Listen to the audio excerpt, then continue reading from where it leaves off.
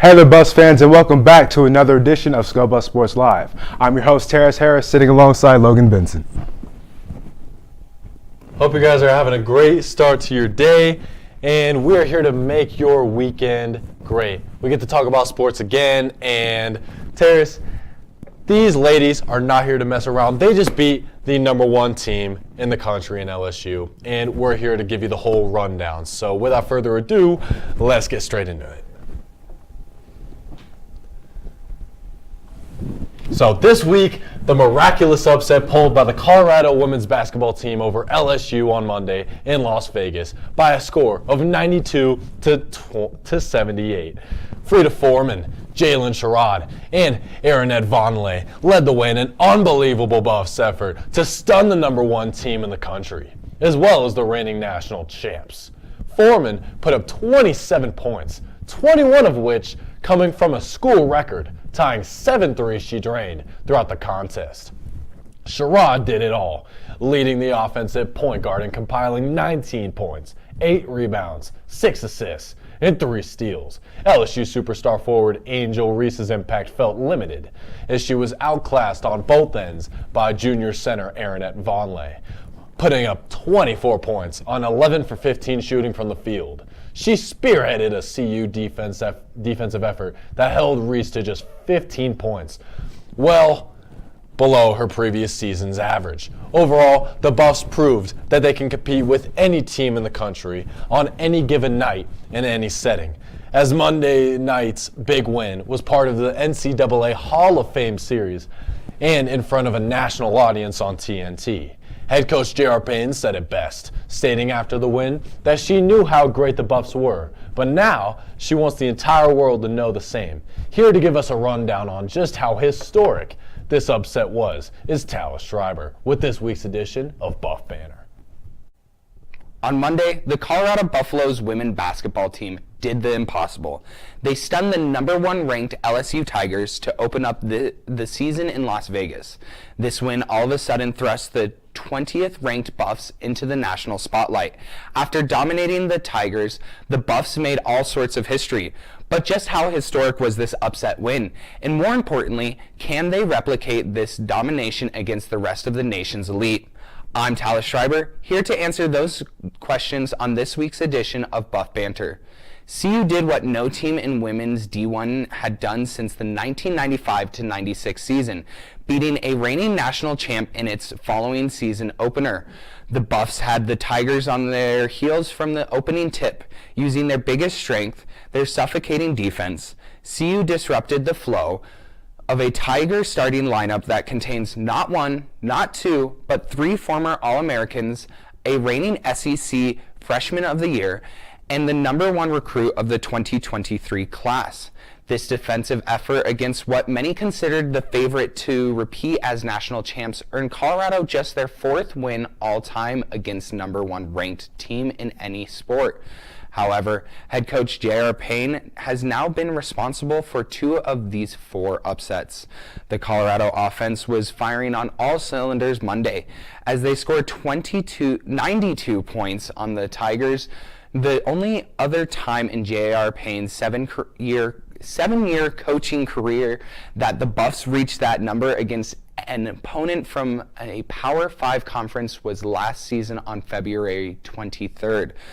Scoring 95 points in a win over California. A score of this much against number one ranked LSU, especially on the road and on a national stage, proves that this Colorado team doesn't back down against anyone. Just last season in the NCAA tournament, they played against the country's best extremely well, pulling off an upset win over Duke in the round of 32 and leading at the half in the Sweet 16 against Iowa. A win of this proportions over LSU is sure to send shockwaves throughout the college basketball landscape. But these Buffs are now looking to be mentioned among the nation's elite with team qualities you can't find anywhere else. "We don't quit," said point guard Jalen Sherrod, following her electrifying performance in the upset win over LSU, and the statement cannot be seen any clearer than when the Buffs take on the nation's finest teams. Their relentlessness and perseverance gives them a sense of belief in victory on any given night, and let's hope these nights can last late into the March season. Do you believe now? I'm Talus Schrieber with this week's Buff Banter, sending it back to Terris and Logan at the desk. Thanks, Talus. After the women's basketball team's performance, there was no way the team would go unnoticed by those in attendance. NBA legend and LSU alum Shaquille O'Neal was at the game, and he, alongside WNBA legend Candace Parker, congratulated the Buffs in their locker room after their stunning victory. Shaq even pointed directly at Aaronette Vonleh after her dominant, almost Shaq-esque performance on the interior against the Tiger front court. Check out this video the team posted for this week's Tweet of the Week.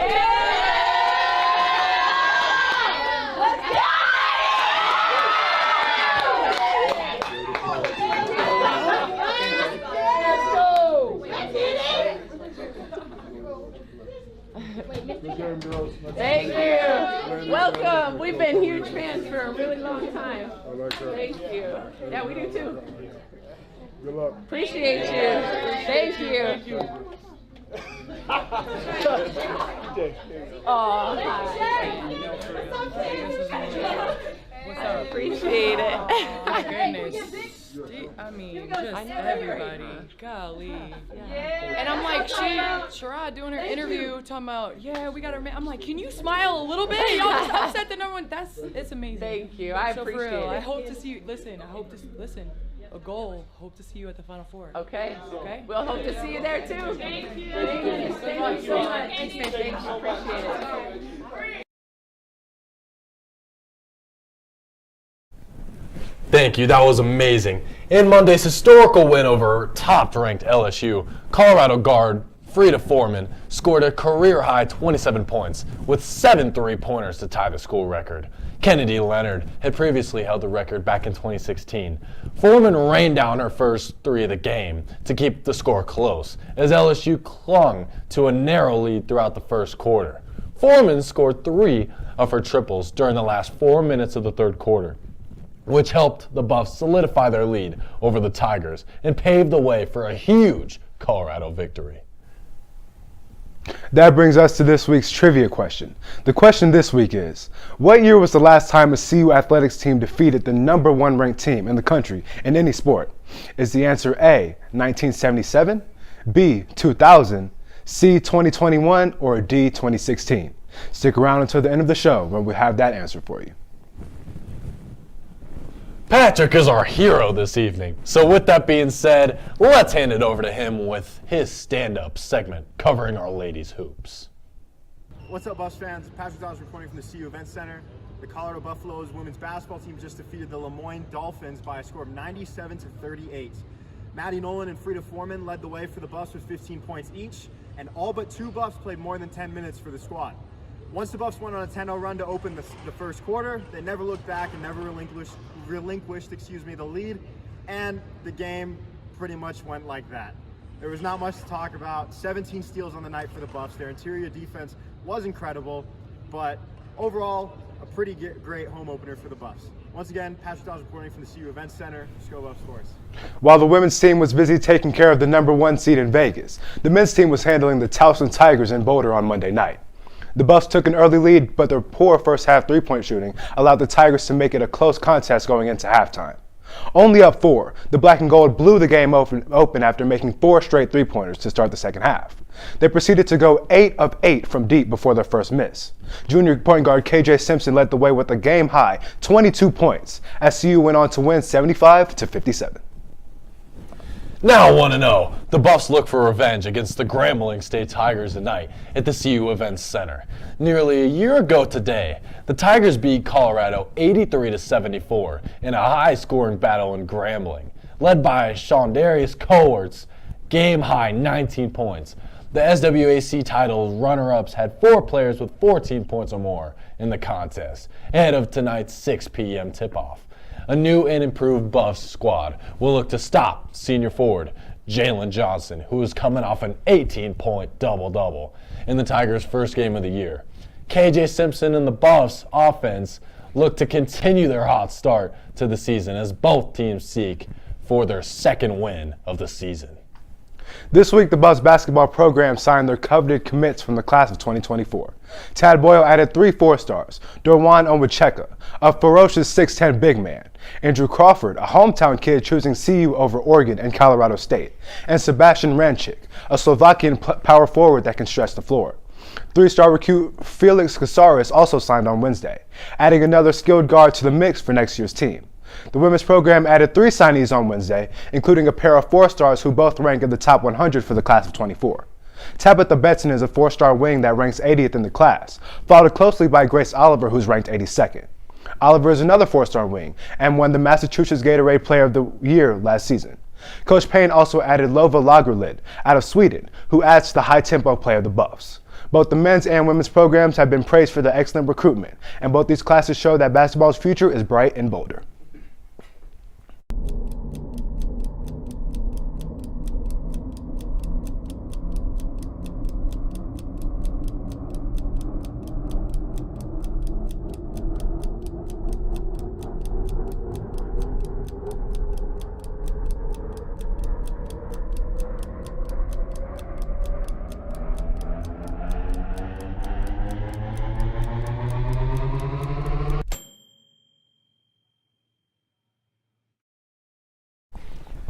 Well, you know what time it is. I introduced him once, and it is my pleasure to do it again. Let's bring in the man of the hour, Patrick, back with a recap of the loss against Oregon State.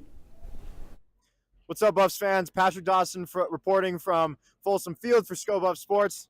The Colorado Buffaloes just lost a pretty heartbreaking game.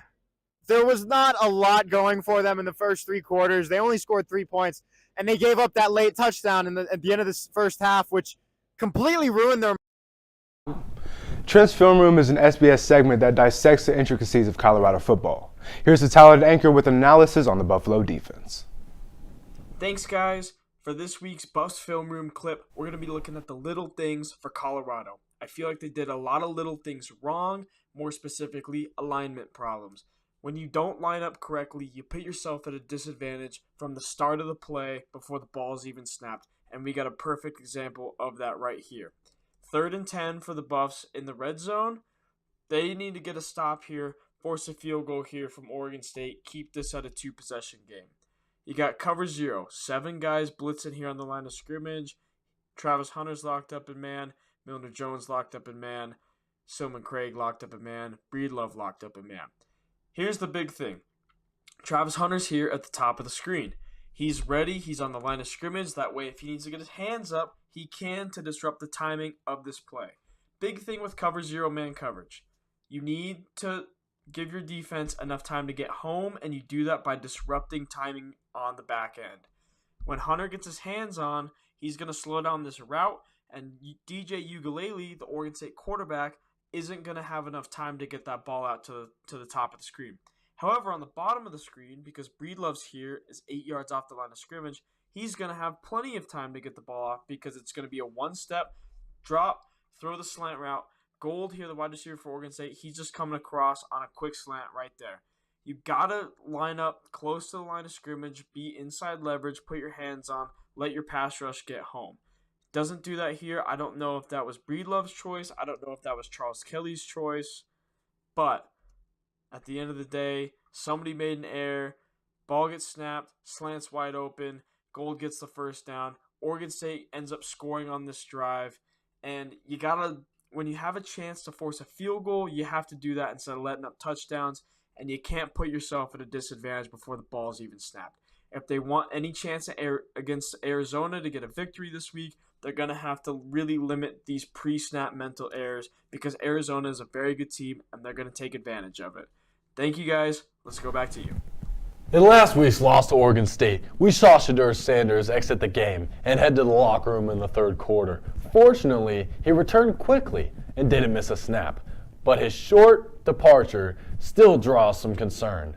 He's been sacked a total of 45 times, a CFB high. Earlier this week, Coach Sanders made it official that his son does not have an injury designation, but also mentioned that he will play tomorrow against Arizona. He didn't specifically mention what his injury was, but it's very apparent due to the limp he had while walking. The fact that Schrieber will play was also reiterated by himself, leaving us no doubt that he is giving his all for the squad. Despite the Buffs' recent troubles, they look to bounce back in their last home game of the season against the number 23 ranked Arizona Wildcats. Arizona is coming into Boulder fresh off a 3-game winning streak, including wins over Oregon and UCLA, teams the Buffs battled but couldn't conquer. With the tall task at hand, Colorado has a huge opportunity to send their departing players off with the W on their senior day. Kickoff is set for noon tomorrow, and the game will be broadcasted on the Pac-12 network. For more coverage, check out the Skull Buff Sports Twitter page for updates. Wrapping up our final home game this week, the Buffs have had a successful year as far as sales go. Up $14 million in ticket revenue compared to last season. Folsom sold out of season tickets this year for the first time since 1996. Wow. And eventually sold out all ticket games this season. And with all that new revenue, Folsom can finally afford to update their stadium. Athletic Director Rick George said on Wednesday that they will begin construction on a new and greatly improved scoreboard. Right now, our video board is one of the smallest in the Power 5 conferences, but next year, our scoreboard will measure above the national average, growing 8 feet taller and 98 feet wider. Wow, I'm excited to see that new board next season. Now it's time to list off the candidates for our Play of the Week. Like always, we asked you on Twitter to pick between these 4 plays to determine which one was the best. Was it this 41-yard rocket throw from Shedeur Sanders to Travis Hunter that set up a touchdown one play later? Was it this unbelievable 89th minute game-winning goal by Schrieber James? Was it this perfectly placed lob from KJ Simpson to Javon Hadley in the men's basketball season opener? Or was it this record-tying 3-ball from Frida Foreman, who was on fire from distance in a massive upset win over the LSU Tigers on Monday? The winner will be revealed later on in the show.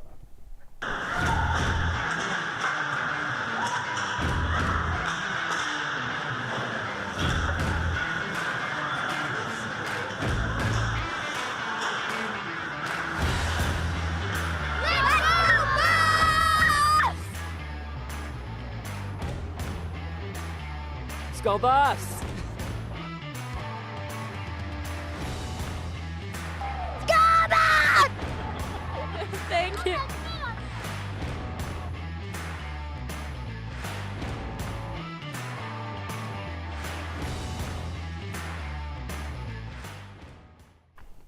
The Colorado Buffaloes women's soccer team has made their way into the NCAA tournament for the first time since 2020. The Buffs were at a large bid, selected their attorney on Monday afternoon. Their first round matchup is coming up in less than 1 hour against 8th seed Texas A&M in College Station tonight at 6 p.m. Mountain Time. That match can be streamed on ESPN+. 3 of those soccer Buffs were given an all-conference honors on Tuesday.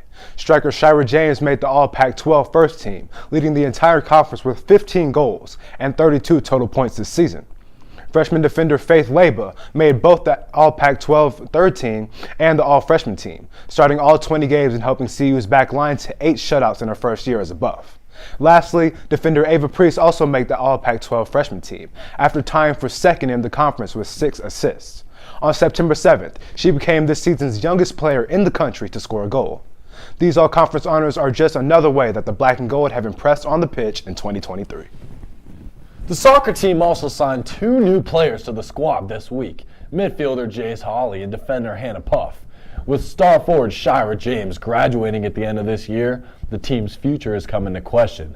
But the team is now continuously bringing in new talent to fill in the gaps. Jace Hawley is one of Colorado's best coming out of the class of 24, earning the 84th spot on the IMG Academy's top 150. Hannah Puff also signed with the Buffs this week.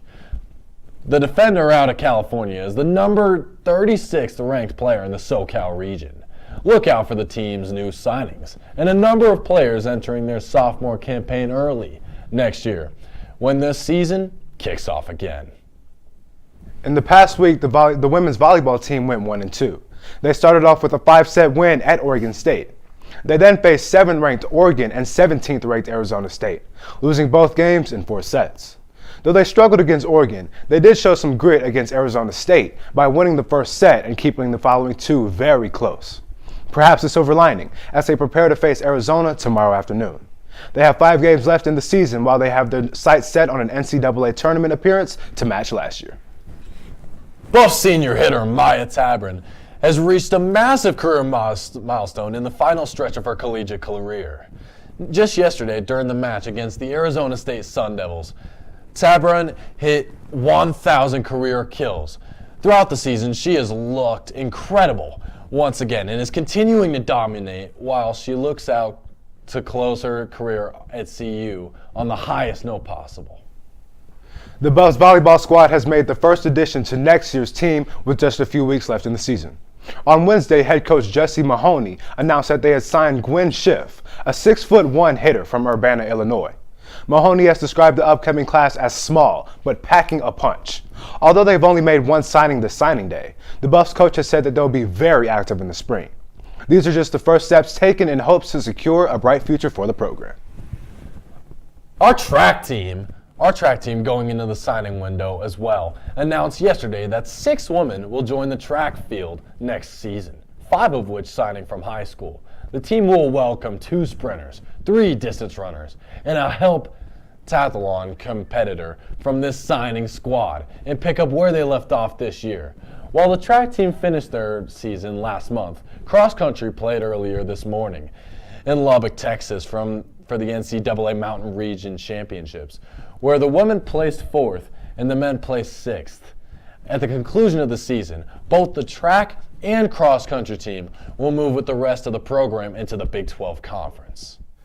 Ski season is upon us. Within the past couple of weeks, Colorado ski resorts have been opening for the season. With that, CU ski teams have started their training.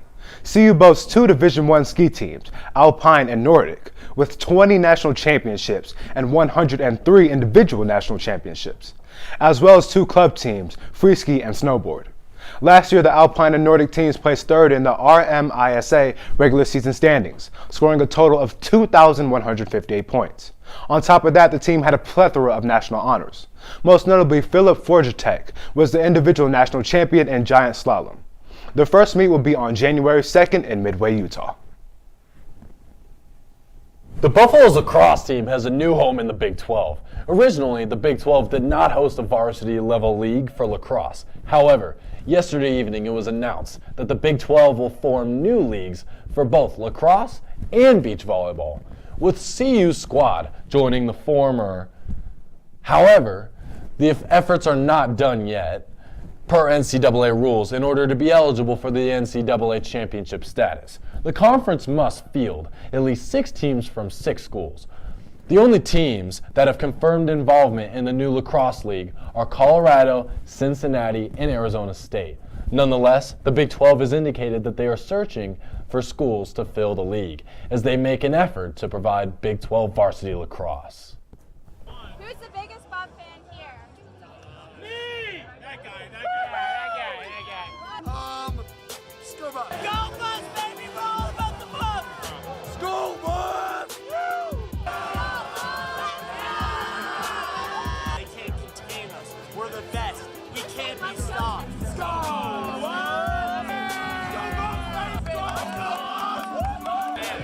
bus! School bus!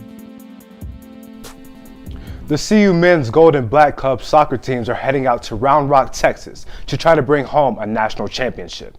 The National Soccer Championships run from November 16th through the 18th, which could not come soon enough for the players. The gold team finished with a 5-1-1 record, while the black team finished 1-4-2. Gold is rolling into nationals on a 2-game win streak, and black has high hopes to flip the script in Texas with a new formation. From all across the U.S., players and coaches have been preparing for this moment for a while now, and only time will tell who gets all the glory. For more information and live updates, visit play.nrsa.net. Now it's time to reveal our player of the week. Drum roll, please. The winner receiving 44.4% of the vote is three to Foreman. The senior guard was unstoppable from long distance Monday night against LSU. And this three was her 7th of the night to keep the Tigers in the rearview mirror. The shot tied the Colorado women's all-time record for threes made in a game, as Kennedy Leonard also hit 7 triples for CU back in 2016. Hey guys, my name is Matthew Batchelder, and I'm here to bring you this week's edition of Rapid Fire. To kick things off, our cross-country team is competing in the NCAA Mountain Regional in Lubbock, Texas, all day today.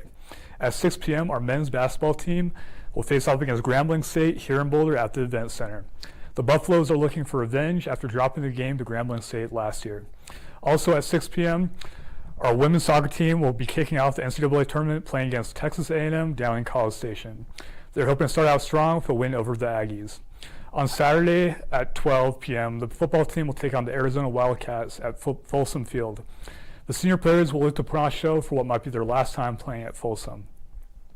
Our volleyball team is also taking on the Arizona Wildcats on Saturday, with their game taking place at 2 p.m. in Tucson.